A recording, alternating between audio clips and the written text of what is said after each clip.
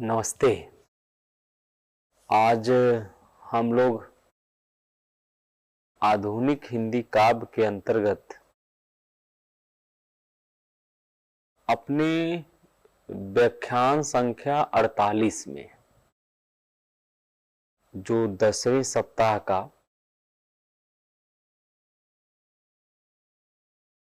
यह व्याख्यान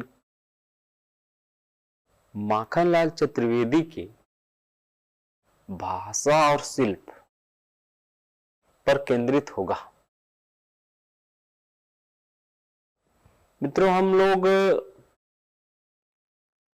माखनलाल चतुर्वेदी के इस क्रम के अंतर्गत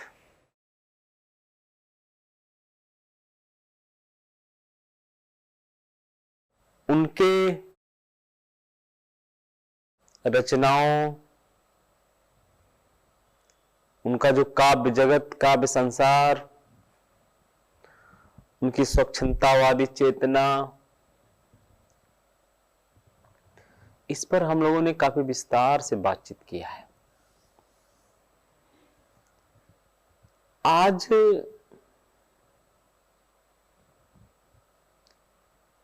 उनका जो भाषा और शिल्प को लेकर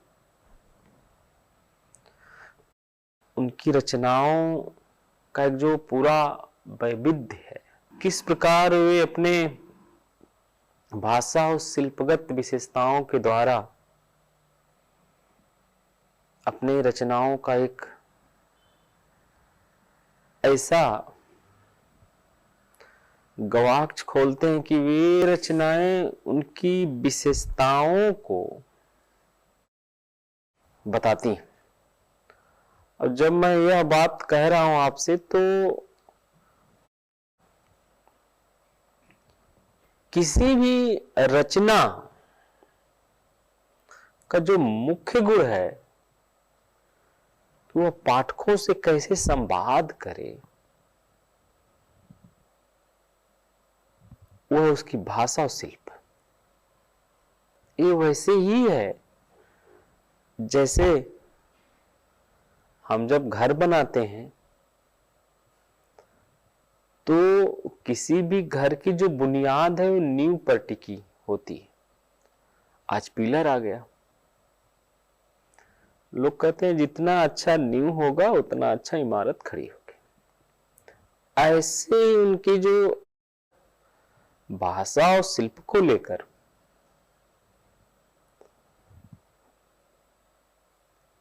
कविता किस प्रकार जन जन तक पहुंचे, जन जन की बाड़ी बने, कविता केवल विद्वानों तक न रहे, कैसे कविता में राष्ट्रीय चेतना का संचार हो सके, यह तमाम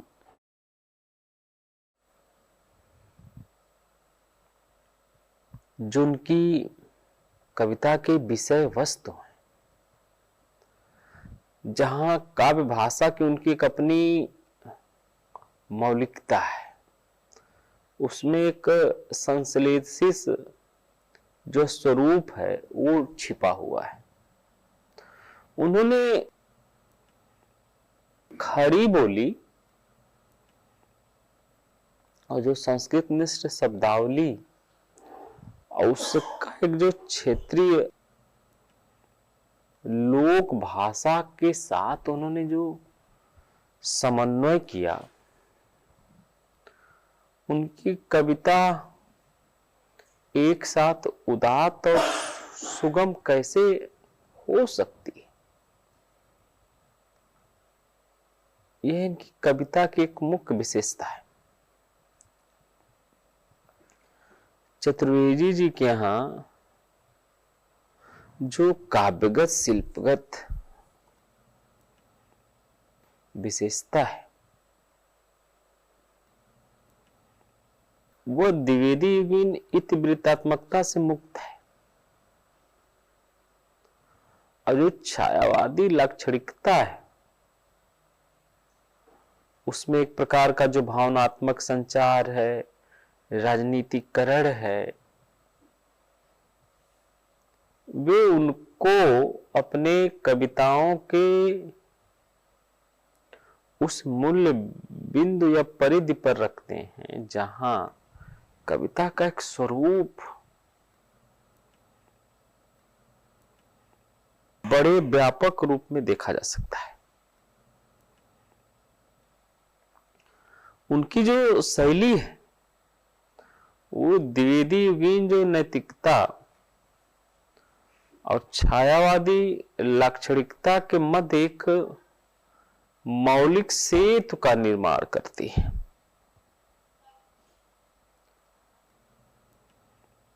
और उनका यह सोचना, मैं समझता हूं कि ये बड़ी बात है। आप भी प्रिय विद्यार्थियों जब पढ़ते हैं तो मन में आता है कविता किसके लिए, कोई रचना है वो किसके लिए। कोई रचना सिर्फ आलोचकों के लिए नहीं है, विद्वानों के लिए नहीं, वह समाज के लिए है। जब हम का प्रयोजन पढ़ते हैं तो यही तो है उसके लक्षण, कब हेतु। मित्रों, इस नजरिए से जब हम माखनलाल चतुर्वेदी को पढ़ते हैं तो भाषा की जो विशिष्टता है, और विशिष्टता क्या है, उनके यहां जो भाषागत विशिष्टता, लोक तत्व मौजूद है, उसमें ओज भी है, एक वैचारिकी है, और उस वैचारिकी में पारदर्शिता का समन्वय है। कई बार होता है हम रिजिड होते हैं, यही सही है, ऐसा नहीं। उन्होंने इन सब को मिला के एक समन्वय का कार्य किया।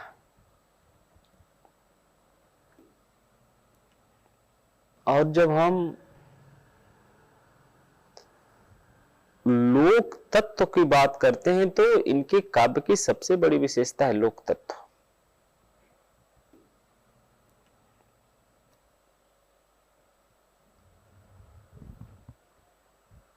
उन्होंने जो समन्वय बैठाया है लोक तत्वों का, या उन्होंने काव्य को जन सुलभ बनाया, यह उनकी एक सामाजिक और राजनीतिक प्रतिबद्धता का भी साहित्यिक प्रमाण है। और क्षेत्रीय भाषाओं का जो माधुर्य मध्य प्रदेश से संबंध होने के कारण उनके यहाँ आप देखेंगे तो बुंदेलखंडी, मालवी और जो अन्य क्षेत्रीय बोलियां, उनके जो सहज शब्द हैं, जो मुहावरे, इनकी कविता में अनायास ही आ गए। यह समावेश उनकी कविता को एक सहज प्रवाह, मधुरता, गेयता भी प्रदान करता है। उनकी भाषा में एक प्रकार की ठोसता देख सकते हैं, और वह भूमि से जुड़ाव महसूस होता है। मतलब क्षेत्रीयता, जो आसपास की बोलियां, जो मुहावरे हैं, उनका भी वो जब प्रयोग करते हैं तो लगता है कि वो बात उनकी जमीनी है, लोक से जुड़ी है, और उसमें जो नीरस या निरस्ता का जो पुट है वो आने नहीं पाता। इस प्रकार हम देखते हैं कि उन्होंने जो लोक और क्षेत्रीय बोलियों के साथ समन्वय बैठाया है, उनकी कविता की सबसे बड़ी विशेषता है। यही नहीं, जब हम लोक छंदों और जो लोक लयों का उन्होंने क्रांतिकारी प्रयोग जो किया, वह बड़ा अद्भुत है। द्विवेदी युग में जहां मात्रिक और वर्णिक जो छंदों की रूढ़ियां थी, वहां पे चतुर्वेदी जी ने लोकगीतों की लय, लोक छंदों को अपनाया। और प्रभा जैसी जो पत्रिकाओं के माध्यम से उन्होंने इस लोक साहित्य को एक साहित्यिक मंच पर प्रतिष्ठा भी दी। ये उनके एक शैलीगत चयन कह सकते हैं, जो उसका एक स्वरूप हमारे सामने जब आता है तो स्वतंत्रता संग्राम के दौरान जनता के बीच जो सजगता से चीजें गाई जा सकती थी, कैसे उनको स्मृतियों में सुरक्षित रख सकते हैं, उन्होंने ऐसी रचनाओं को जिनसे जागरण का भाव विकसित हो सकता है,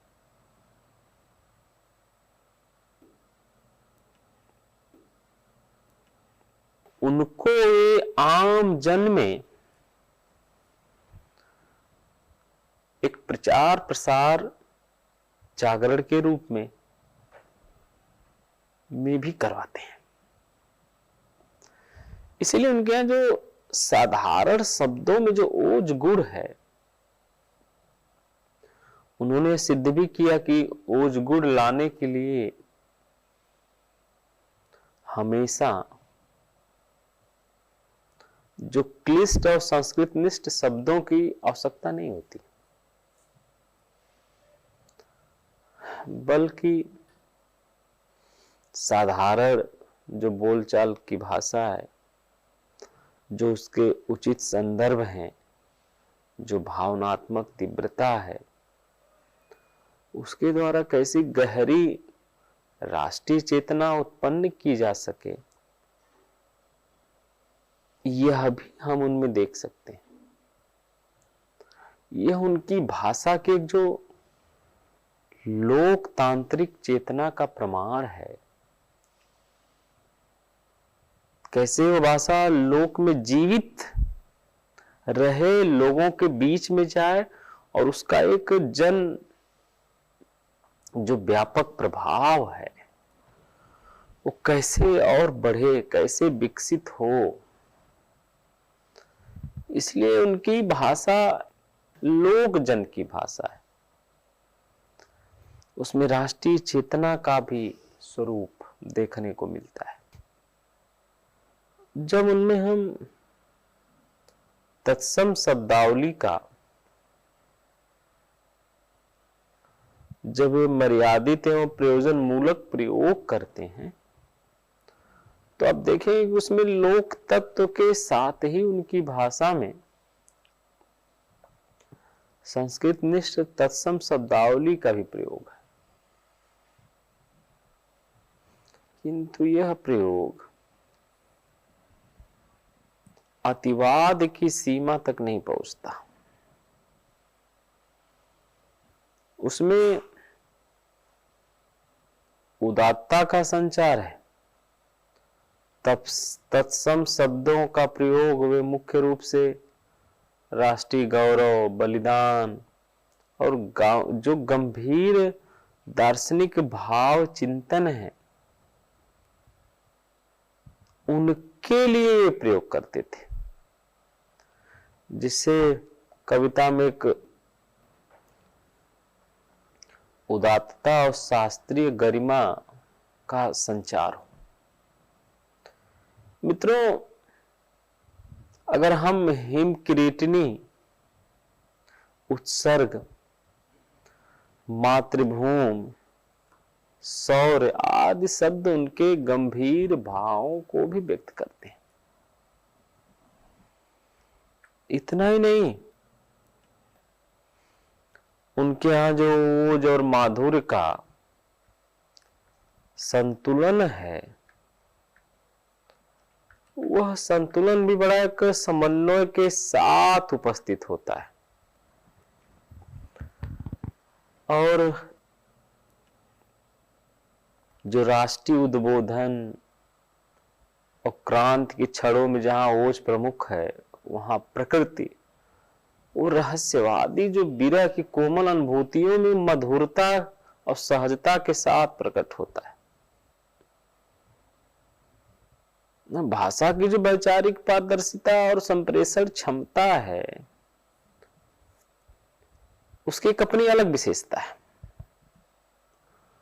प्रयोजनवादी जो आग्रह है, जहां सीधी अभिव्यक्ति है, जहां जनता से सीधे सीधे संवाद है, जनता में एक जागृत करने की क्षमता है, वह एक प्रकार जनता का जो कनेक्ट है, वह भाषा में सरलता है, भावों की एक अपनी सच्चाई है, सीधी अभिव्यक्ति है, तमाम स्वरूप को हम देख सकते हैं। और यहीं पर एक प्रकार का जो शिल्पगत विशेषता है, जहां लाक्षणिकता, प्रतीकात्मकता और अलंकार विधान है, वहां जो राजनीतिक भावनात्मक संचार है, वे उसको बड़ी सीधी सरल भाषा में कहे जाते हैं। और जो प्रतीकात्मकता का द्वैतवादी या जो बहुआयामी प्रयोग है, वह चतुर्वेदी जी के शिल्प का केंद्र उनकी प्रतीक योजना है, जो अक्सर द्वैतवादी या बहुआयामी होता है। एक ही प्रतीक दो या दो से अधिक समांतर अर्थों का वहन करता है, जिससे काव्य को गहराई मिलती है। कोयल का प्रतीक जो उनकी कविता है कैदी कोकिला में आप देख सकते हैं, कोयल का प्रतीक क्या मतलब एक क्लासिकल उदाहरण भी वे देते हैं। प्राकृतिक पक्षी जो रात के अंधेरे में कूकता है, क्रांति का संदेशवाहक है, वह जेल में बंद कैदियों की आग को मंद न होने का गुप्त संदेश देता है। एक विरह अग्नि का भी प्रतीक है। कोयल की कूक कवि की अपने एक आध्यात्मिक जो राष्ट्रीय विरह अग्नि को प्रतिबिंबित करता है, जिससे कैदी की पीड़ा में एक रहस्यवादी गहराई आ जाती है। तभी वो लिखते हैं उस कविता में, कोकिल बोलो तो क्या लूट गया मृदुल वैभव की रखवाली सी, कोकिल बोलो तो।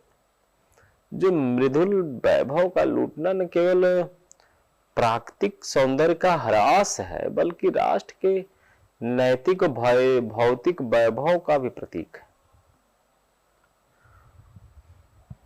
पुष्प की अभिलाषा में जहां कह सकते हैं कि कोमल प्रकृति का एक तत्व और वह बलिदानी युवक का प्रतीक, जहां जंजीरें जो हैं शारीरिक बंधन के लिए कभी जो प्रयोग शब्द करता है, जैसे गहना, गहना मतलब आभूषण, तो एक आध्यात्मिक विजय है, वह दिखाना चाहता है कि किस प्रकार पुष्प की अभिलाषा क्या है। वहां पर एक मानवीकरण और भावनात्मक जो तादात्म्य है, उससे वो जोड़ते हैं, कनेक्ट करते हैं। इसलिए शिल्पों में मानवीकरण का जो प्रयोग करते हैं, वह अत्यंत सशक्त रूप में उपस्थित होता है। और यहीं से उनका जो संघर्ष, प्रकृति के साथ जो उनका सहभाग, उन्होंने प्रकृति को केवल पृष्ठभूमि नहीं माना, बल्कि उसे संघर्ष और संभावनाओं की सहभागिनी बनाया। कोयल को जब वो संबोधित करते हैं तो उससे वेदना भी पूछते हैं। यहाँ एक एक मानवीकरण का जो उत्कृष्ट उदाहरण है, जिससे कवि का जो प्रकृति के साथ भावनात्मक रिश्ता स्थापित होता है। और जब अलंकार विधान की बात करते हैं तो जो भावों की तीव्रता है, उसका जो प्रयोग है, और एक परंपरागत अलंकारों का प्रयोग करते हैं, जहां अनावश्यक चमत्कार उत्पन्न करने के लिए नहीं, बल्कि भाव की तीव्रता को बढ़ाने के लिए हुआ है। अनुप्रास और जो पुनरुक्त प्रकाश, कैदी कोकिला में अनुप्रास और पुनरुक्त प्रकाश दोनों का प्रयोग जो ब्रिटिश शासन के अंधकार और अन्याय का सशक्त बिंब प्रस्तुत करता है, जिससे एक जो सघन या निराशाजनक बिंब बनता है, उसको देखते मुझे यह पंक्तियां बड़ा व्यंग्यात्मक दृष्टिकोण से और अपनी बात कैसे कहना है उस रूप में बहुत प्रभावकारी लगती हैं। लिखते हैं वो, काली तू रजनी भी काली, शासन की करनी भी काली, काली लहर कल्पना काली, मेरी काल कोठरी काली। अब यहां जो काली शब्द का उन्हें बार बार जो प्रयोग विषमता और अन्याय की व्यापकता को ध्वनित करता है।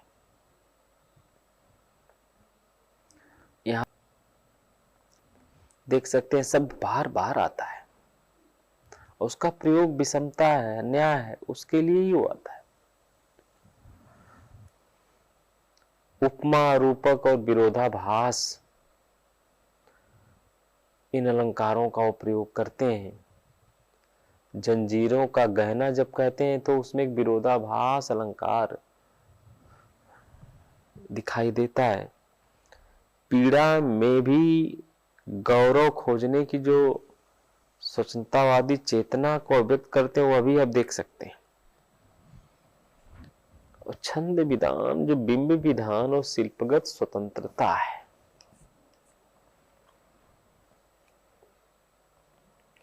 चतुर्वेदी जी ने शिल्प के जो द्विवेदी युगीन रूढ़वादिता को तोड़कर जो स्वच्छंदवादी स्वतंत्रता का परिचय दिया, जिसका मुख्य उद्देश्य कविता की जो गेयता और उसकी जो प्रभाव उत्पादकता है, उसको आप देख सकते हैं। छंद विधान में जो स्वच्छंदता और गेयता या मुक्त छंद और लोक लय का जो उन्होंने प्रयोग किया, एक जो शास्त्रीय विधान है कि लोक छंदों को, मुक्त छंदों को, अतुकान जो छंद है, जो रूढ़िवादी विरोधी प्रवृत्ति को दिखाती है, और लोकगीत जो फाग की गेयता है, उससे कविताओं को कैसे लोकप्रिय बनाया जाए, ये भी हम देख सकते हैं। और शिल्प की जो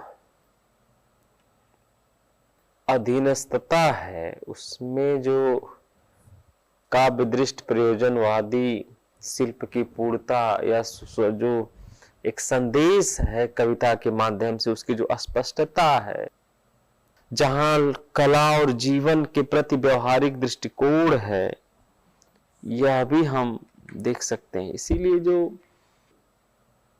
उनके यहाँ सशक्त बिंब योजना, जो संवेदी चित्रण है, उसमें भी एक जो दृश्य श्रव्य स्पर्श से जुड़े बिंबों का एक सफलतापूर्वक प्रयोग देख सकते हैं, जो पाठकों के मन में सजीव चित्र उत्पन्न करते हैं। अगर कुछ संवेदी बिंबों को देखें तो जो दृश्य काल कोठरी, अंधकार, जंजीरों का गहना, सर्प कोयल की कूक, क्रंदन आंसुओं की धार, जो स्पर्श भाव, वेदना बोझ वाली सी, मतलब अनेक उन्होंने शब्द बड़े सरलतम ढंग से कहे जाते हैं, अपनी जो बात कहनी होती उन शब्दों के माध्यम से। अब अगर उनके हम भाषा तत्व उन पहलुओं को देखें तो किस प्रकार वे लोक तत्व तत्सम भी हैं, बोलचाल के भी शब्द हैं, जहां लोक साहित्य का सम्मान है, जो जन सुलभता, सहज प्रभाव, राष्ट्रीयता का संदेश और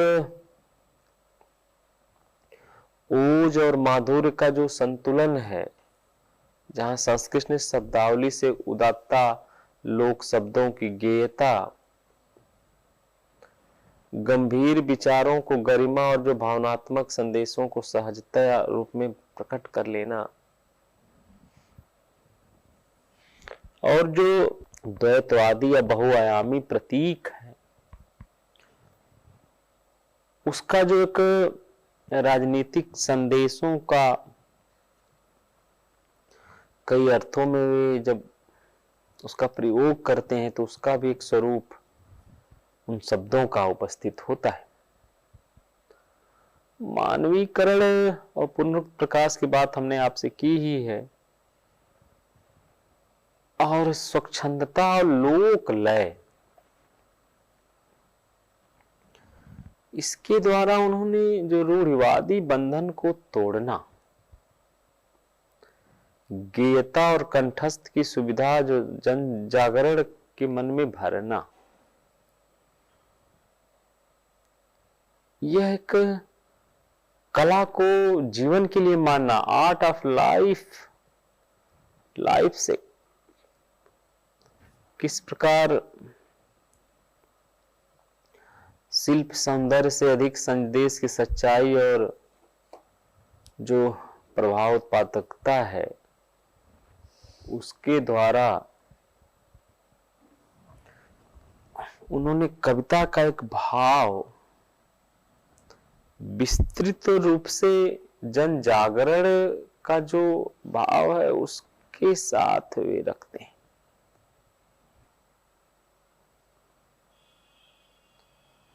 जब हम लोग माखनलाल चतुर्वेदी जी के इन सारे पहलुओं को पढ़ते हैं, देखते हैं, सुनते हैं, समझते हैं, जानते हैं, तो उन्होंने जो शिल्प की उपयोगिता और एक सामंजस्य बैठाया है, उस रूप में उनको हम एक महाकवि के रूप में देखते हैं। माखनलाल चतुर्वेदी जी की भाषा और शिल्प को देखें तो एक जो राष्ट्रीय सांस्कृतिक काव्यधारा है, जो आवश्यकता है उसकी उपज कैसे हो, उनमें हम देख सकते हैं। मित्रों, इतना कुछ समझने पढ़ने के बावजूद अगर अंत में आपसे हम निचोड़ पे चर्चा करें, बातचीत करें,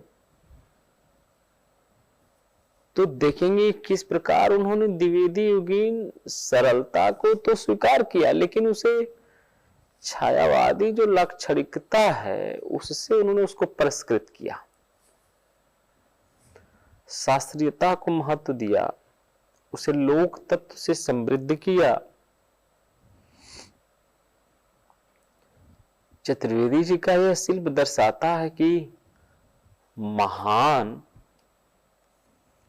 काव्य के लिए जटिलता नहीं, बल्कि भावों की सच्चाई और शिल्प की उपयुक्तता ही अधिक महत्वपूर्ण है। और जो उनकी भाषा और शिल्प ने जो ओजपूर्ण और भावनात्मक जो संदेश वे सीधे भारतीय जनमानस के हृदय तक उन्होंने पहुंचाया, और उन्होंने कैसे एक भारतीय आत्मा की एक सार्थक पहचान भी दी। हिंदी साहित्य के इतिहास में एक युग परिवर्तनकारी शिल्पकार के रूप में भी माखनलाल चतुर्वेदी जी को देखा जा सकता है। उन्होंने किस प्रकार अपने रचनाओं के द्वारा एक, जैसे कुम्हार अपने चाक से किसी भी चीज को आकार देता हो ऐसा बनता है, ऐसे उन्होंने अपने रचनाओं के चाक द्वारा सामाजिक, राष्ट्रीय जो जन जागरण का काम किया, और वो भी वे उन लोक जो तत्व थे उसको साथ लेकर, जो क्षेत्रीयता है उसको कैसे उनके मुहावरों को, तत्सम शब्दों को लेना है, उसको भी वे साथ लेकर चलते हैं। मित्रों, ये कहा जा सकता है कि उनकी रचनाओं का जो वैविध्य बड़ा है, इसीलिए वो रचनाकार बड़ा है। मित्रों, आप लोगों ने बहुत ध्यान से सुना। मैं समझता हूँ कि आप जब पढ़ेंगे समझेंगे तो हमारे इस व्याख्यान की सार्थकता सिद्ध होगी। बहुत बहुत आभार, धन्यवाद, नमस्ते।